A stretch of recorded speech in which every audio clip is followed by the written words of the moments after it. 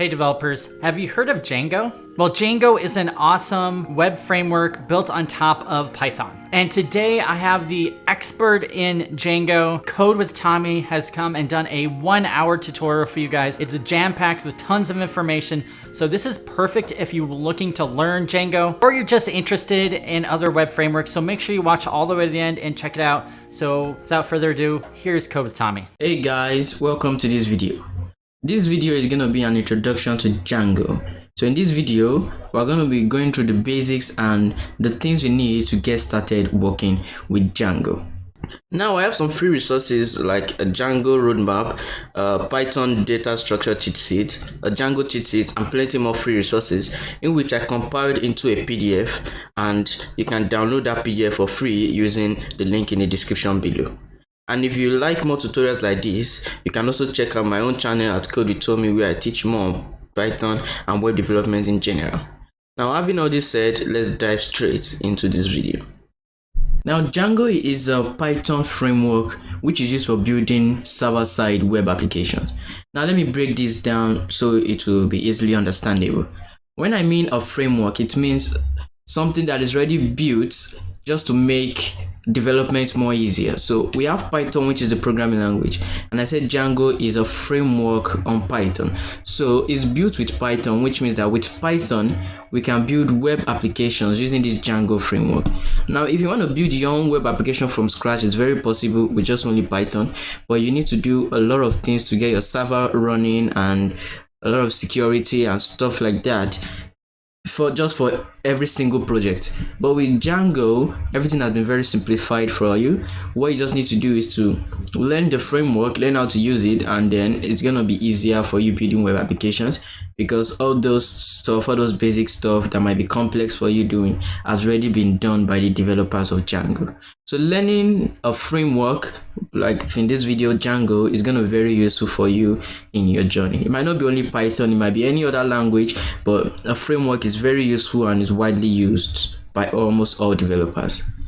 So now a quick, let me say, brief to how Django works. So as I said earlier, it's a Python framework. Now with Python, we're going to be building web applications.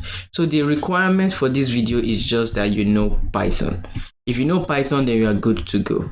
So let's first begin with the installation of Django. So Django is, to install Django, you just need to use the Python package manager named pip.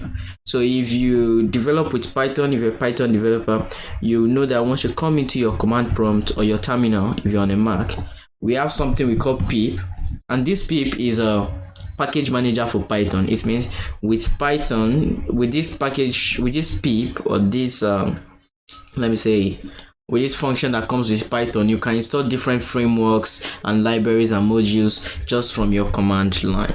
So we're also going to be doing that for Django. I'm just going to type a simple command line and it's going to install pip.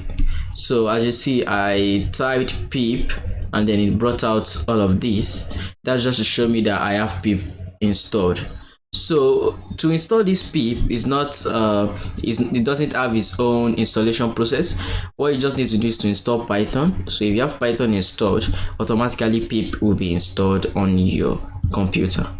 So now that we know we have that installed, let's close this up, and now let's just install Django by saying pip install Django. It's that easy. Just pip install Django. Now this command line is going to install Django on your computer. But as you can see right here, it says requirements already satisfied. Now the meaning of requirement already satisfied here is that I already have this Django installed on my computer. So if you are installing Django for the first time, it should go ahead and just download it, and you're going to see the process is going to go through. But I already have it installed, so it doesn't want to install it again. It's just going to tell me requirement already satisfied. That means already installed. So now that we know we have this installed, let's just go ahead and start building our first project. So let's close this up again just to make everything clean. As you can see right here, I'm in this directory. Now this directory, I just moved into this directory because this is where I'm going to be creating my project and doing most of my stuff. So let me show you the directory, my file. So this is the directory right here. As you can see, it's empty. So I'm going to show you how you're going to create a Django project from the terminal. Right here, I'm going to run a command line, and then it's going to create a project in your folder. So we're going to see that in a second. So now that we have Django installed, the next thing we need to talk about are just the Django command lines, the basic Django command lines. So Django works with command lines to do a lot of stuff. Like with the Django command line is what we're going to use to create a new project, create a new app, which I'm going to explain later. We're going to use it in deployment process. We're going to use it in migrating the database, a lot of things which I don't want to talk about now, but you're going to see why it's so important later in this tutorial. So to create a new project, just make sure you are in that directory where you want to create that project, and then what you just need to do is to say Django-admin start project, and then you just name the name of the project. Say the name, we can say Django project, just anything. So the name of our project is Django project. So let's say you are building a social media, you can just say Django admin start project social media. Now this command line is gonna create a new project in this particular directory. So if you go to that directory, now it doesn't give us any response, but if we press dir, we're gonna see now it's no more empty. We have a folder named Django project, and if we go into that directory or that folder, you see now we have a new folder named Django project. So if we open up this folder, you see we have a file and another folder named Django project. If we open up that, we're gonna see we have some files. So I'm going to explain this in a minute. But now that we know that we have our project created, let's jump into Visual Studio Code and then import our project in it. So this is my Visual Studio Code here. Just gonna cancel this, and then I'm gonna open the folder. So the folder is where I have that Django project. So I have it in djproj. So this is the folder where I have it, and this is the project. I'm just gonna select this folder, and it's gonna open up that for me in VS Code, so we can do everything we need to do right from here. So that's has opened up, and then let's just quit all of these. So now this is my Django project, and this is like the boilerplate or the default file and folders which Django creates for you whenever you create a new project. So you can see it has the name of the project as a folder, and then it has a file in the root directory named manage.py. So this manage.py, most of the times we don't touch this file, we hardly touch this file. So normally this is just to, this file is for running most of the command lines we're going to use in this project, so we don't really touch this file. And then this let's start from init. So from this init.py, it is mainly for the migration. So when you have one migration, it's going to do init1, init2. So you're also going to understand that later. I don't want to get into details. The ASGI, we also touch this file sometimes, but not all the time. When we're connecting to other servers, we touch this file. And then the settings.py, we use this file a lot for the configuration and setting up some things in our project, setting up a lot of things actually in our project. And then the urls.py file. So this file, what we do in this file is we set different URLs in our project. Now for example, let's say you go to facebook.com, right? And facebook.com is the roots, the home URL. That's the like the home URL, that's facebook.com. But when you go to like facebook.com/notifications or something, now that's another URL. We might have another URL, facebook.com/messages. We might have another URL that is facebook.com/newsfeed. So each of that are different URLs. For our Django project, this is where we're going to configure all the different URLs we're going to have in our project.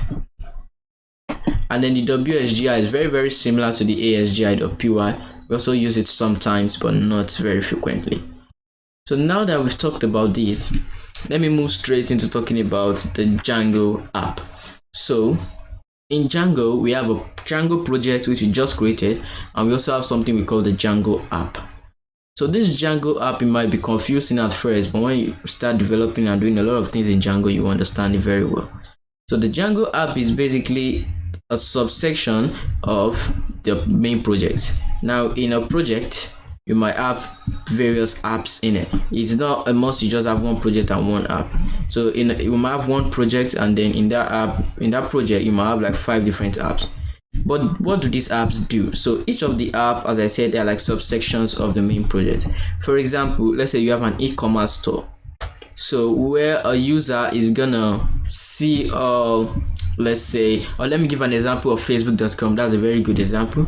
Let's say we have facebook.com, which is the main project, and then for messages we can have that as a different app. For a user authentication, to allow users to sign in and sign up, we can have that as a different app. For the notifications, we can have that as a different app. So each app is like a subsection of the main project. Now, if you're not building anything too complex, just a normal project, normally we just have one Django project and one app. Even in one app, you might have multiple functions like the notifications, the messages, the authentication in that same app. But if you're building a very large project, it's very advisable to split each of it into apps so you don't get confused during development. So now that I've talked about the apps, let me show you how you can easily create a new Django app in your project. So let's go back to command prompt. Right here, let's first make sure we are in our project, which is Django project. So say cd into Django project. So now that we are in here, if I press dir, we have Django project and we have manage.py. So what we want to do now is to create a new app. To do that, we'll say python manage.py start app, and then we just want to put the name of the app. Let's just say Django app. So Django app is the name of that app. So this is the command line to do it. We say python manage.py start app Django app. So once we do this, it's not going to give us any response in this command prompt. But if we go back to VS Code, you will now see that we have a new folder named Django app, and it has its own files and then a folder named migrations. So all these also we're going to talk about later. Admin.py file. So the Django has a built-in admin system or built-in admin panel which allows you to just maintain your site from it. So this admin.py file, we're going to use it in the configuration of that. These apps, we also use it sometimes, not all the time. This model, we use it a lot when configuring our databases. This test, we also use it sometimes, and then the views, we use it all the time in our project. So now that I've talked about all of this, let's move straight into URL mapping or URL routing, anything you want to call it. So what do I mean by this? When I say URL mapping, what I mean is just configuring URLs in your project. Now, as I explained earlier, that for example, facebook.com/notifications, that's a URL. facebook.com/messages, that's another URL. So each URL you have to configure for your project. So let's do that for this our project. But before we do that, let's just run our project and make sure it's even running on our local host. Now to do this, we'll come into our command prompt. Let's close all this to keep it clean. And we say python manage.py run server. Now this command line is going to run this our project on a local host with a port of 8000. So you can see it says starting development at this server. Now what this means is that if I copy this and I come into my browser and paste it in there, what it's gonna give me is this project which I'm currently working in. So you see, it just gives me a Django default template, which is saying the install worked successfully. Now this is just what you see when you just create a new Django project and you've not set up any template, any HTML file, no URLs, nothing. But obviously we don't want to see this in our project. What we want to see is a real website, a real web application, not just the Django default. So to do that, we're going to go back to URL mapping that I was talking about. And if we come back here, you see that it says give us this error.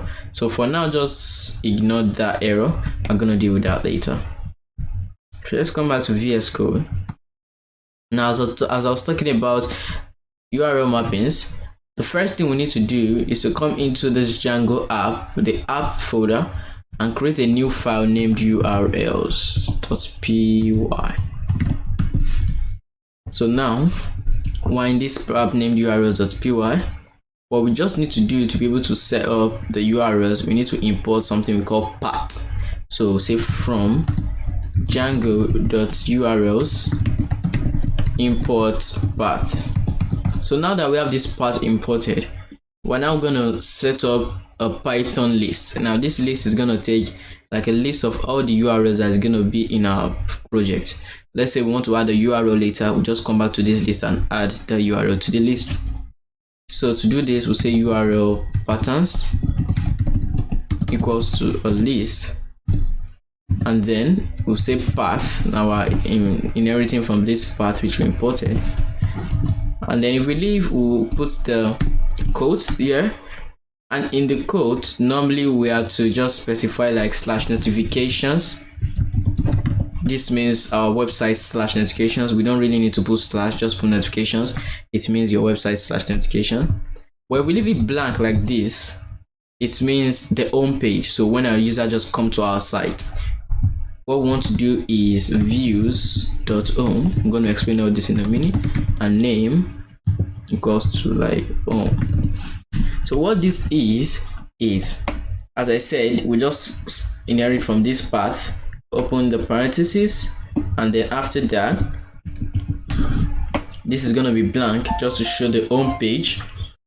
And then we'll put a comma, and then views.home. What this means is that we have this our views file here, and in this views file, this is where we're going to configure everything about this particular URL. Let's say we want to render an HTML template. Let's say we want to save a database. Let's say we want to show a list of data. So we're going to connect like this URL to a view function in there. You're also going to understand that in a minute. And this name is just to be able to, like, let's say we want to access this particular URL in our HTML file or later, we're going to use this name to access it. It's like an ID that is given to it. So before we be able to use these views, we need to first of all import it. So say from dot import views. So now we have views imported. We come to views now, which said we are importing views.home. That means we need to have a function named home. So let me come here and create a function. I'm going to take a request,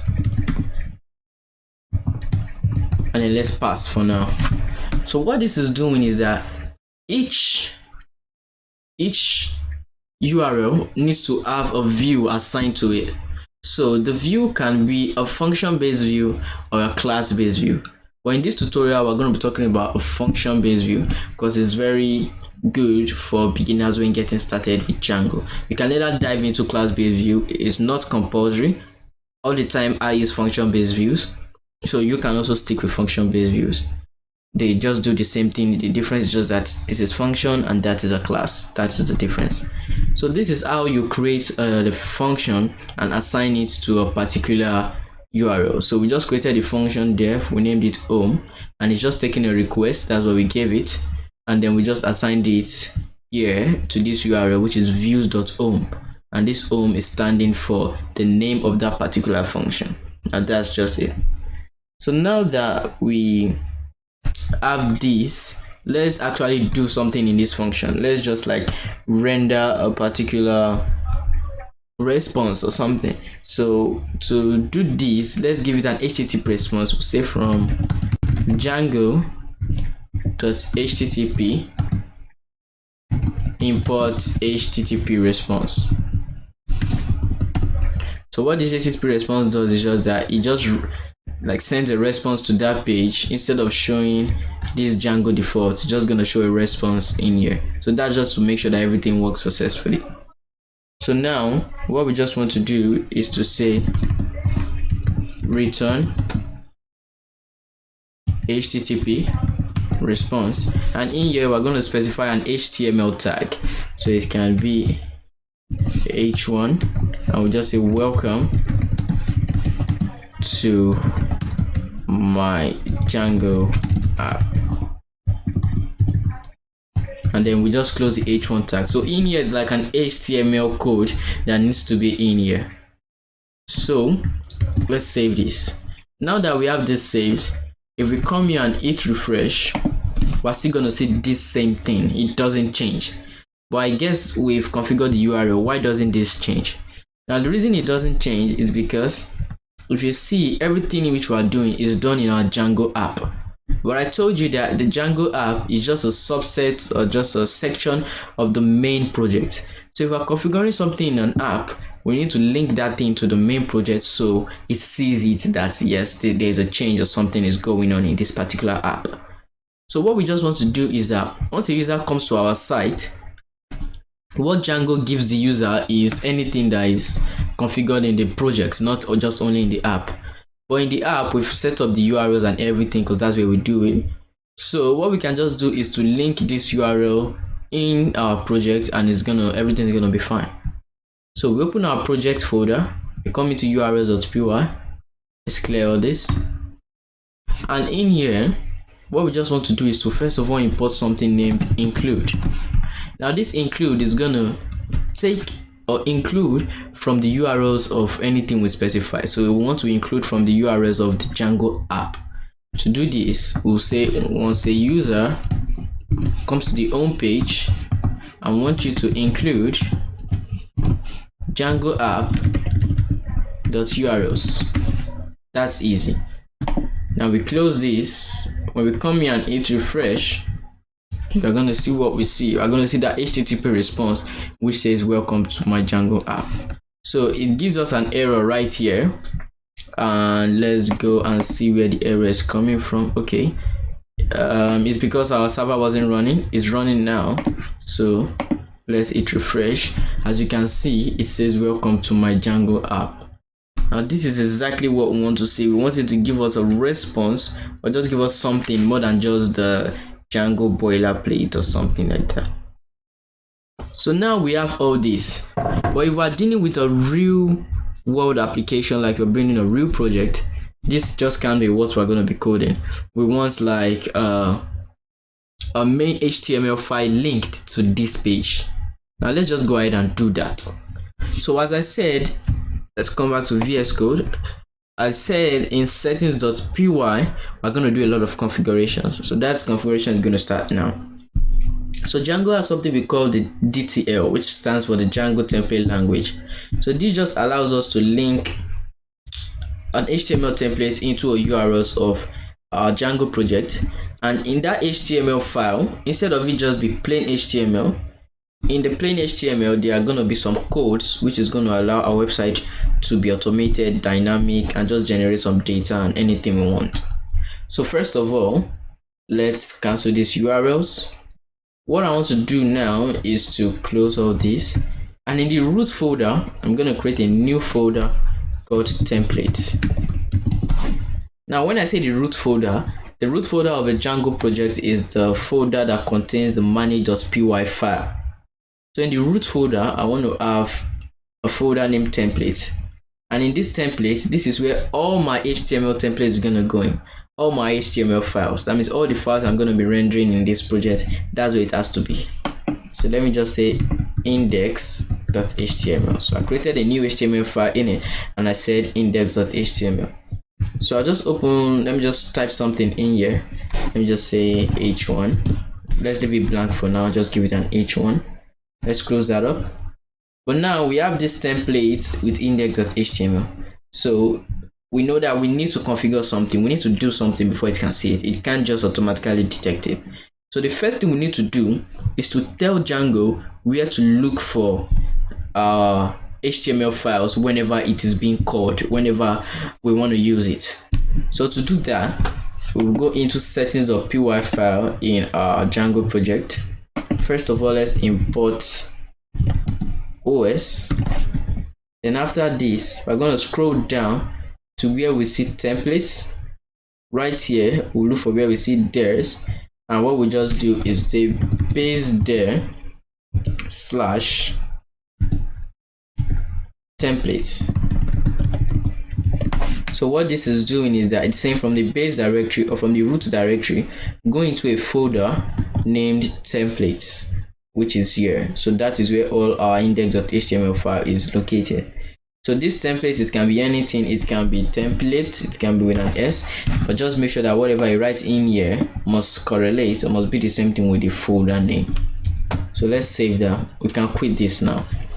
So right here, instead of just giving this HTTP response, let's actually render an HTML page. So say return render index.html. So now we're calling for this index.html file. Now when we are using this render and we're saying index.html, now Django knows where to look for this index.html because we set it up in the settings.py.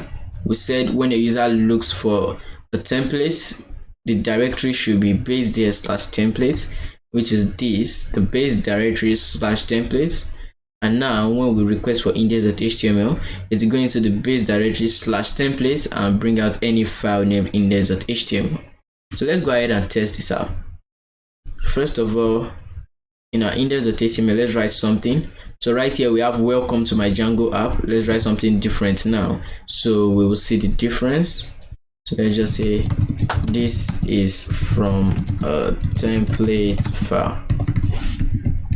Now let's hit refresh, and then it should change it to this is from a template file. So let's make sure our app is running. Okay, reloaded. Let's give that a moment. It says can't reach this page. That means our app is not running yet. Okay, I think it's running now. Let's go back and hit refresh. So now we have our first error. It's giving us an error. So it says render missing this. So it's missing something. So this is just a syntax error. We missed a code. So if we come back to our code in views, when we are rendering, we need to use this request to request for this index.html. So we say return render. Then before assigning the index.html, we need to say request, comma, then the index.html. So now let's do this again and test that out. If we hit refresh, now you see it says this is from a template file, which is the code which we put in here. So now we have that. We've seen how we can easily have a template file and then connect that template file to our views or to our URLs. So now that we know we can do that, let's talk about sending data or just sending a variable into our HTML file. Now to do this is very easy, surprisingly simple. What we just need to do is to come into our views.py file. So in here, what we're going to do is to, let's say we have a variable called name, and that name is Tomi. So what we just want to do is to pass this name into our index.html. So for example, this might be a data that we're getting from our database. It might be, let's say, profile data.name, data.name, something like this, just giving an example. So we might be assigning a data from the database and then saving it in this variable, then passing it into index.html. But for now, let's stick with the dummy data, which is just Tomi. So name is equals to Tomi. So this Tomi is the value assigned to this name. Now let's pass this name into our HTML. To do this, we have a comma after the index.html. We have the curly braces, and we have the quotes, and then we'll just say name, and then we're giving it the value of name. So this is the variable in which we are passing into the index.html, and we're giving it this particular variable which still has the value of Tomi. So if we save this and we come here to use that variable or that value or that data we sent, we need to use this name which was in the dictionary. So we'll come here. Now let's say my name is.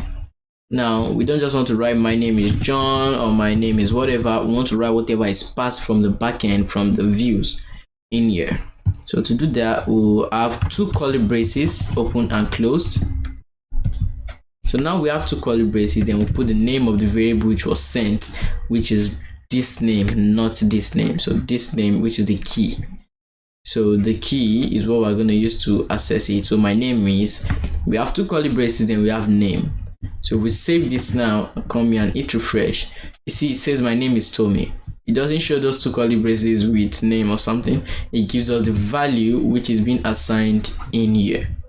But note that you have to put these curly braces. If not, Django is just going to see it as a normal text. So let's try that out. If I say my name is name without the curly braces, I come here and hit refresh, it says my name is name.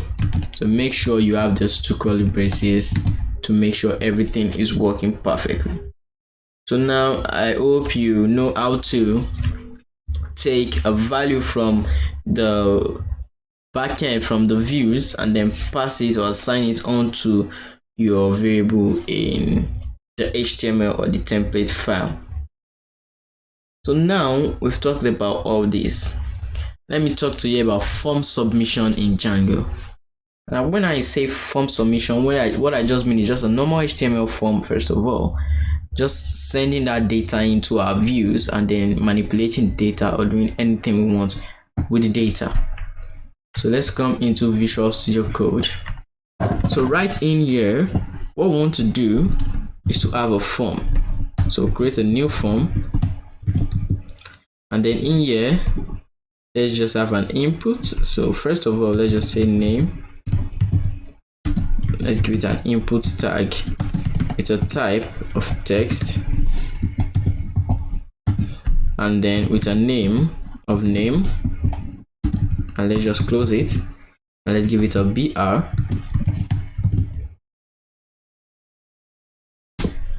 So now we have this. The next thing we want to do is just give it another value, like let's just say gender.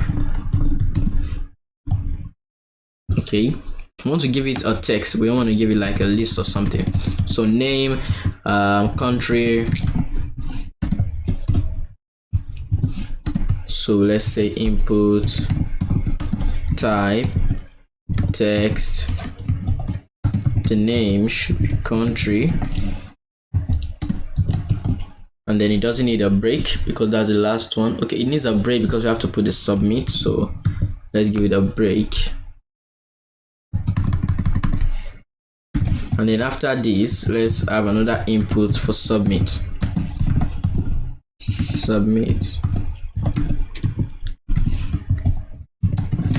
So let's come here, we save it, and then we hit refresh right here.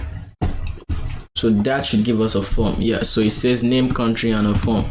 So we don't need these. Let's just remove that line. So this is what we need now. And what I want to do now is that once a user inputs a particular data here, like I don't know, whatever user want to input, and hit submit, as you can see from now, it's just passing this data back to this page and just having it in the URL. Nothing is going on. So what we just want to do is to, like, when we submit this data, I just want to show you how to pass it, submit the data in the backend, and like save it as, let's say, a value. So right here, if I want to submit this data to this view, which is still the view of this particular home page, what I just need to do is to just say, so I can split this up, and then let's just bring this here. So in here, which is the form, what I can just do, or in here in the views, I can make sure that I'm collecting that data. But before I collect the data, I need to send the data to this page. So in HTML, we use action to send the data. So if I leave the action blank, it just sends the data back to this page. So now that I have the action, I'm going to use a method, and this method will be get. So there are two types of methods, get and post. So I'm going to explain these types later in the next part of this tutorial or in the next section. So but for now, let's take with get. Now we have this get, and these values are being sent back to this page. Now let's get those values.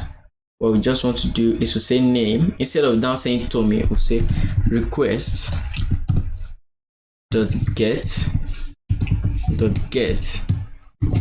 and then want to get the name. So now that we are getting the name, what we can just do is to send this name back to the HTML. So you see, we have this name in a variable now, and we're sending it back to the HTML. So let's save it, and down here we can say name. So if there is a name being sent, it's gonna show it. So let's see what that is gonna give us. If we hit refresh, it gives us this. So let's go back to, and it gives us this because that's what was being submitted. But let's go back first of all. So you see it says none. Now let me explain everything that's going on right here. So right here we have none. None is because I put it that it should just say the name variable, and this name variable is being passed in here. And what is being passed in here is what is being submitted from this form. So what's being submitted from the form, we get it in here. But if nothing is submitted from the form, then it's blank. Then this name variable is blank, there's nothing in there. That's why it says none. But now if I say a, or let me just say Tom, and I just hit submit, so now you see here it says Tom. That was what we submitted. I can also do the same thing for the country. So let's just copy paste country,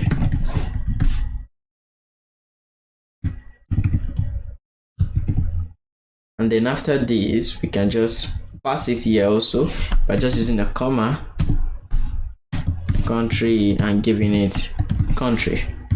And when we save this also, right here, let's type country.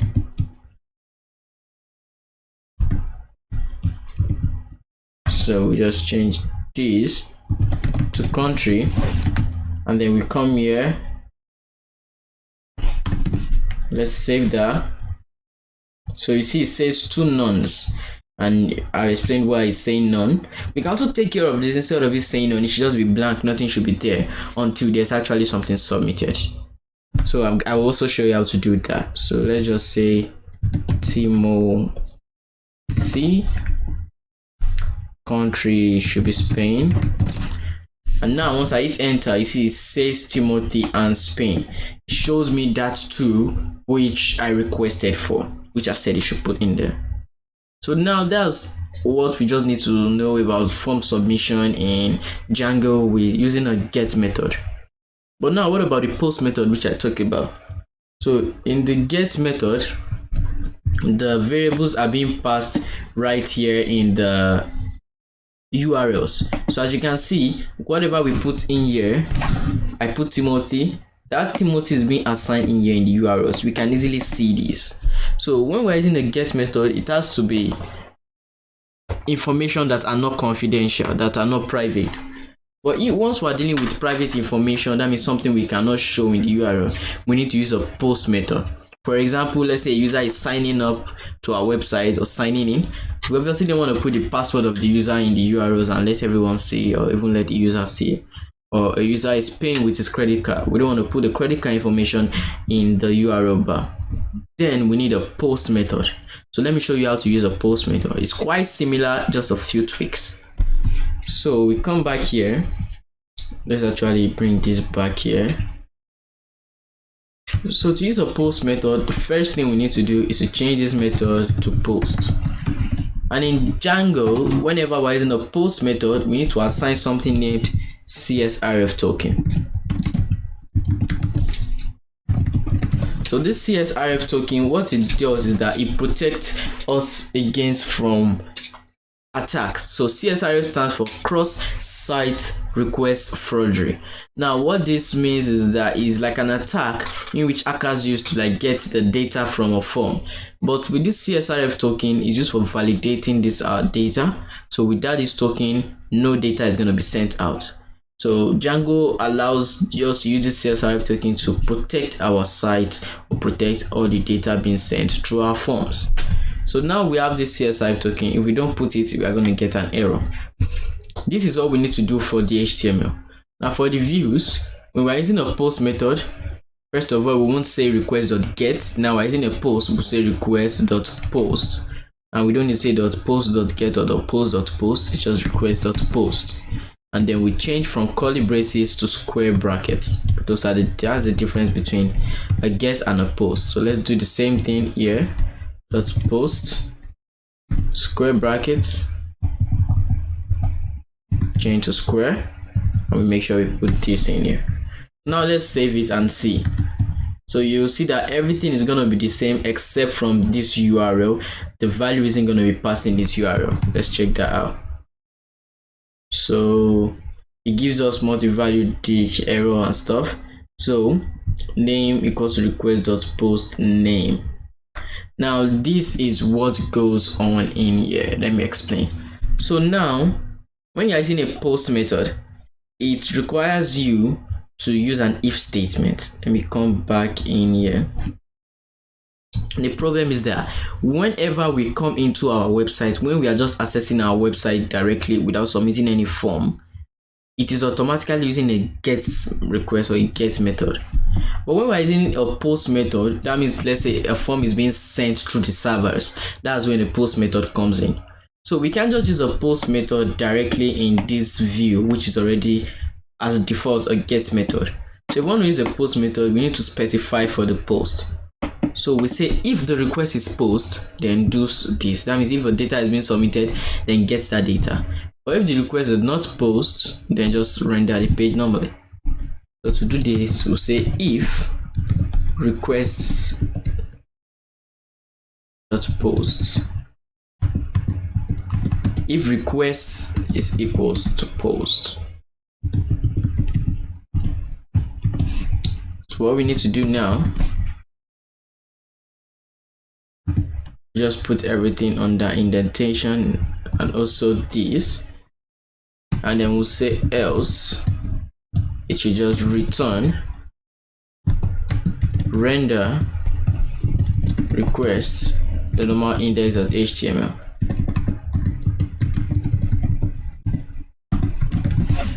So let's just make sure we have this in the right format. So what this is doing is that it's saying that if the request is post, then it should start getting or start looking for the particular variable or the particular data which are being passed. But if the request is not post, that means if it's just a get method, then it should just serve us the whatever we need, not getting data. So this should be if request.name. Yeah, I think it should be name. So let's hit refresh and see. So it gives us an error. So it says it doesn't have an attribute name. So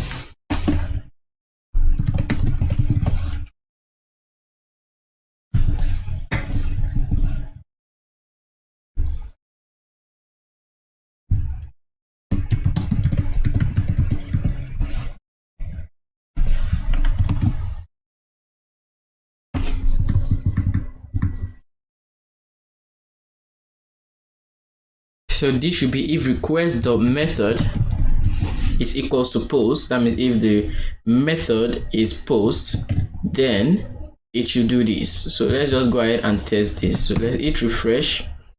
It says name error at name post is not defined. So this is just because we put post as a variable instead of as a string. So let's just give that its parentheses. Then that's good. Save and come here and hit refresh. So now we shouldn't get any errors again. Boom. So first of all, what we can see is that in here we're passing name and country. When we were using a get method, in here what it put was none.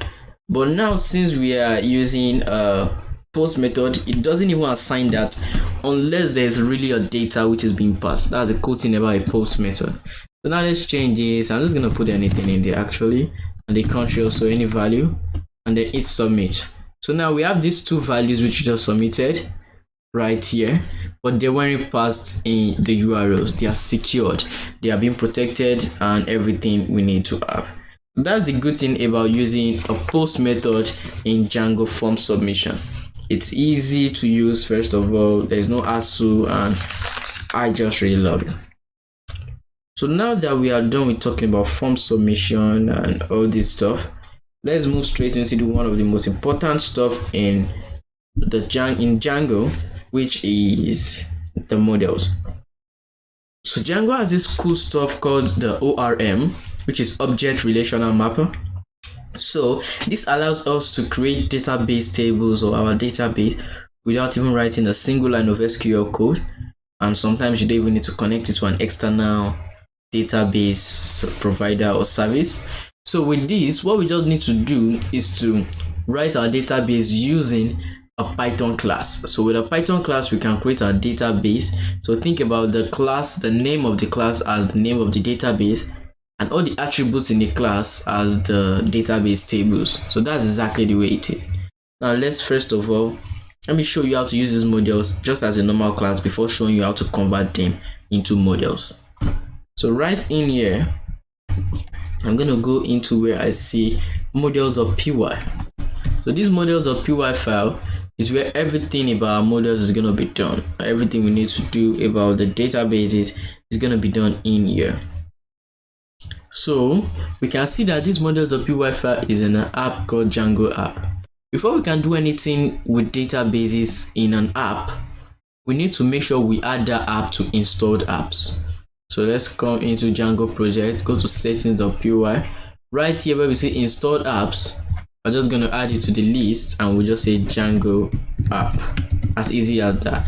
Now this is going to see this Django app as an app in this particular project. So that's taken care of. Now the next thing we need to talk about is this models.py file. So in here, as I said, we're going to create a model. So first of all, let's just create a normal Python class. So we'll say class, and then let's just name it something like profile. And then this profile, we can give it an ID. An ID should be an integer. And give it a name. A name should be a string, and we can give it like an age, which should also be an integer. So as you can see now, we have just this basic, very basic Python class which we are using to create a model. So this we can access in our views, just like normal inheritance. So we can go to our views.py file now, and then what we can just do is to first of all import that. So say from .models import profile. So now let's just cancel all of these. So what I just want to do is to inherit from that profile, which is just this class, and then pass some data and send it into the HTML file.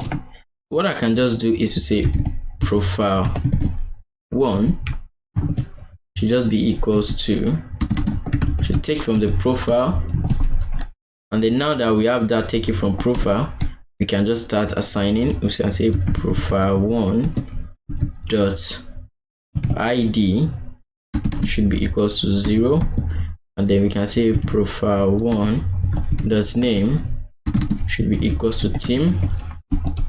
Then we can say profile1 dot, I think it's age, should be equals to 32. So let's see ID, name, and age. So let's save that. So now that we have this, we can just pass this profile1 into the index.html, and we'll be able to have these 3 different values by just passing only profile1. So let's do that. So here now we can say profile1, or let's just give it profile should be profile1. If we save it now and come into index, let's remove this form. Right here now we can access profile1. So we'll say profile. If we just do this, what it's gonna give us is, let's check that out, it's just that an object. So no, we just want to refresh. So you see it says that it just gives us an object, it exists. So it says Django app dot models dot profile object, and give us the ID it gave it. But we want to get a particular value, like the name or something. It's very easy. We just say dot name and we'll save it. Now that will give us team. So that gives us the name. And then let's just have a BR. And then let's do the same for ID. And then let's do the same for age. So you can see now it's team 08. So you can just do something like my name is Tim, my ID is 0, I am whatever years old. So now if I save it and come back here, my name is Tim, my ID is 0, I'm 30 years old. So we're getting all this data from our models from the backend in our views, passing it right here and just using it to manipulate. So this is how they do it in like Facebook and some big companies. They just get your data when you submit. When you sign up, your data is being submitted into the database. Then when they want to, let's say you log in back and then you see your name like welcome Ben, welcome back Tom or something, it's just that your name which you saved in database that is being rendered back and just put into a simple HTML text or something like this. So now that we have seen just how to just use these models just by just creating a simple Python model, passing it in the views and taking it to the HTML. But now let's talk about real databases, like real databases. So to convert this into a real Django model, we need to tweak some things, we need to change some things. So what we can just do, instead of just class and profile, we need to make it inherit from these models. So say models.model. So models.model simply means that it's taken from the dot model of this model which is being imported from Django.database. So now this ID, when we are using from the models of model, we don't need to create an ID again because it automatically creates an ID. And now we don't specify our names like this or our string. What we do is equals to, I will say models.character field, and we have to specify a max length, that means the maximum length that can be in that particular field, and let's just say 100. And for the age, we'll say equals to models, you might have guessed, dot integer field, and we don't need to specify anything for this or assign any attribute for this. So now let's save this. But we have this and there's nothing really going on, we just have this right in here. So what we just need to do, first of all, we need to migrate this data into our database, because for now this data is just pure code.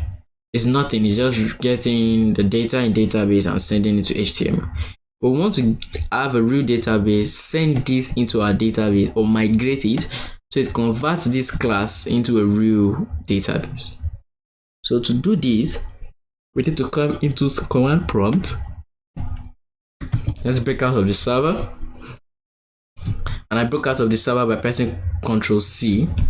So after breaking out of the server, we need to press something called Python manage.py make migrations. Now this make migrations, it collects all the changes you made, or let me see here, all the changes you made, everything you've done in this file, and then it just saves it in like a migration file. And after that, we'll say Python manage.py migrate. So this line, it now takes that make migrations and really migrate it into the database. So as you can see right here, it really migrates it. It says auth, admin and stuff, and then we see Django app, which is the one we just created. But how can we really see this? We just have all these, we don't know where it went to, we don't know how we can access it. So as I said very earlier in this tutorial, Django has something we call the Django admin panel. So this allows us to maintain our site from an admin panel. But before we can use that, let's come into our code or our project and go to /admin. If I come into /admin, it says can't reach page. That's because this isn't running. So first of all, let's run that, and then when that is running, let's come back to our code, to our project, and go to /admin.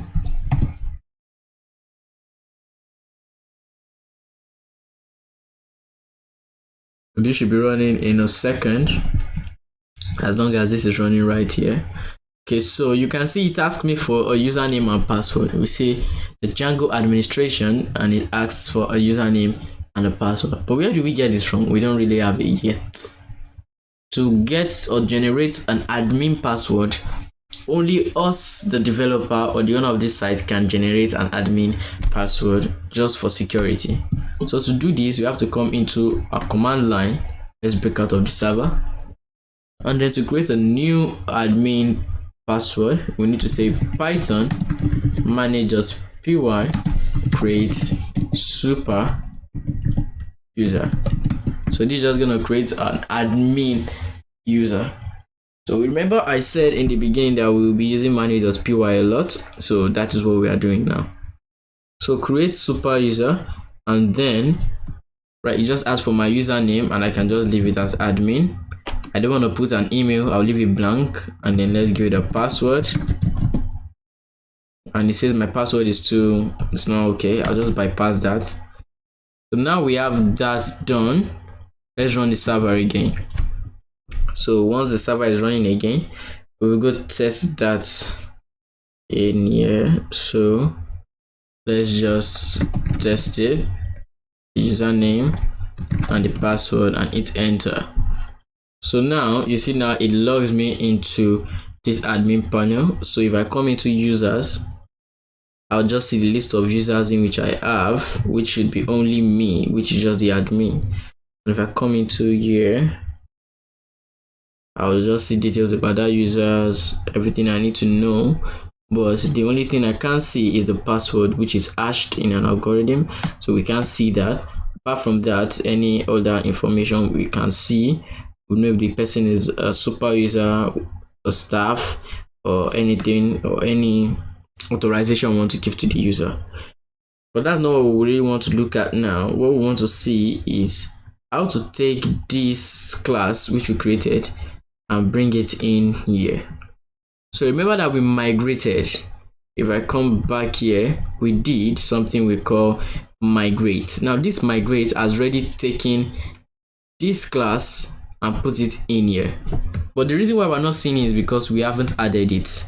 So remember I said we are going to use the admin.py to add some things or configure some things in our admin panel.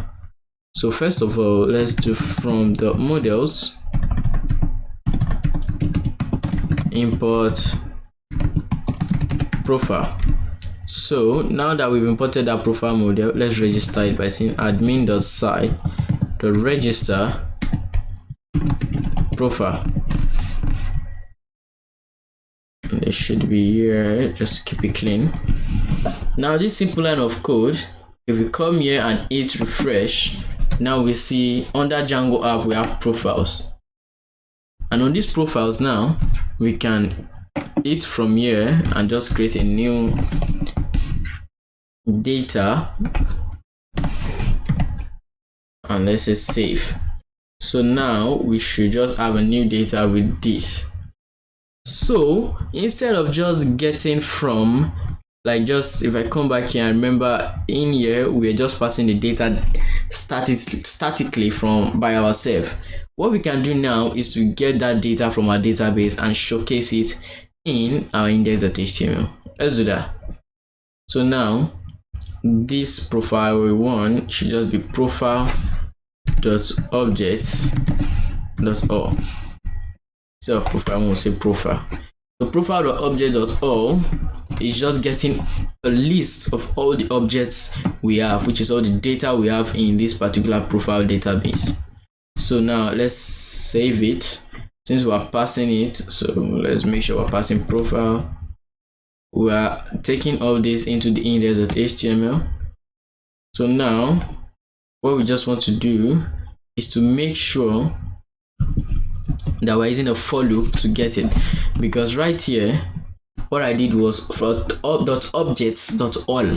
So that all is going to give us a list, and before we can showcase the list we have to iterate through the list, we have to loop through the list.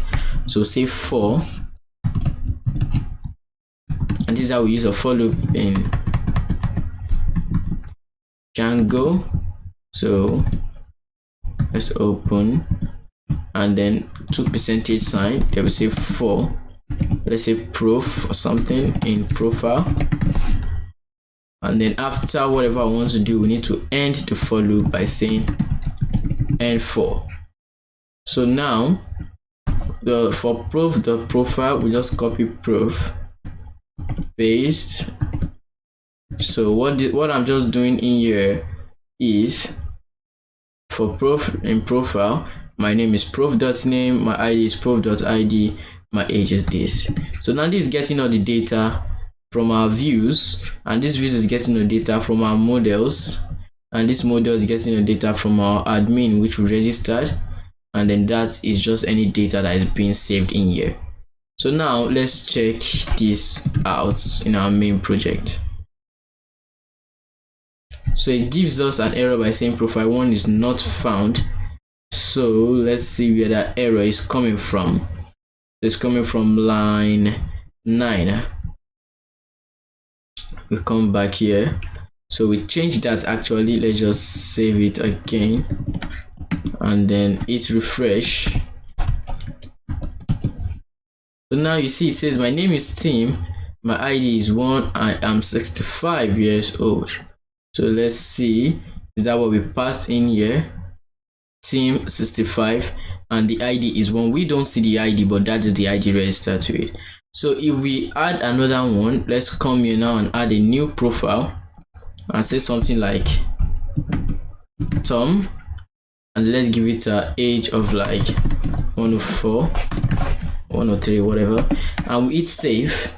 Now without even touching our code, if we come back here and hit refresh, we see that we have another list. Now we have my name is Tom, my ID is 2, I'm 103 years old. Let's do something here and let's just give it a break. So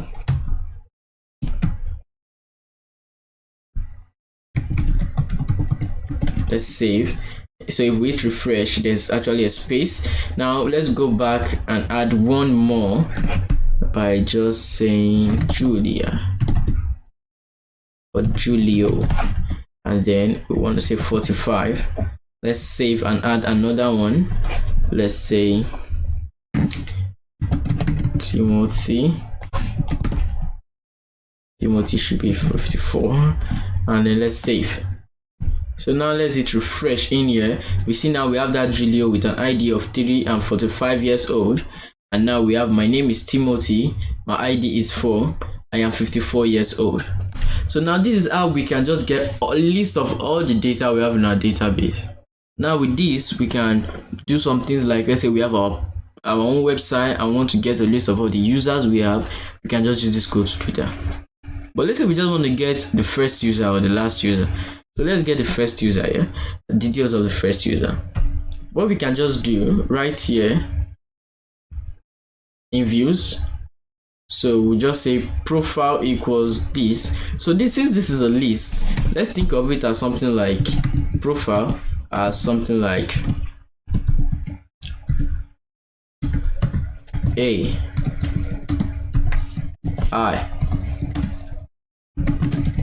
What's up? Okay, let's just leave it as AI. So this is a list with 2 different values. So that's the way this profile is. Each value is one of these objects we have here, which also has its own details.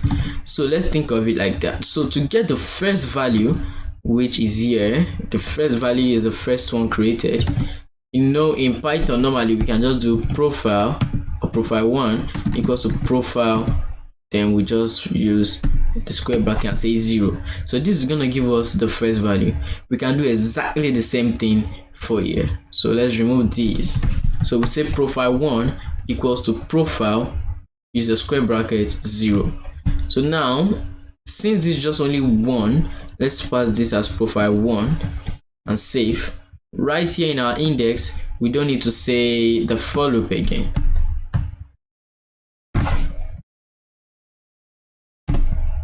So what we can just do now is to say profile instead of prof, since profile is what we're passing from here and we're not using a for loop. So profile and then save and then paste. So we save that, and if we come back in here and hit refresh, we just have the first one. So that is exactly what we want. So we can also do something else like getting a particular date, like a particular one. Like let's say we want to get the third object, we know that it has an ID of 3. So what we can just do is to come back, instead of saying .object.all, I want to say .object.get. Now this is gonna get a particular object for us, but we're gonna give it a value which we want. Let's say we wanted to get the object which has the ID of 3, which is this ID of 3. And since that is it, we just pass profile and save. We come back here now and hit refresh. You can see now we have Julio. My ID is 3. I am 45 years old. So we can give it any value or any key just to find all its old data. We can say we want the one which has the name of Tim, not an ID now, the name of Tim. And we hit refresh. It will give us the data with the name of Tim. So let's wait for that. Okay, our website isn't running. So it says Tim is not defined. I'm sure that's because we didn't put it in a string. So now let's save and hit refresh. Now it gives us all the value with the name of Tim. So this is a brief introduction to Django, and I hope you understand everything we've done in this video.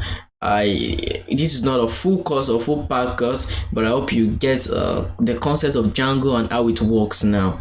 So thank you so much for watching this video. I really hope you enjoyed it. Having all this said, I'll see you another time.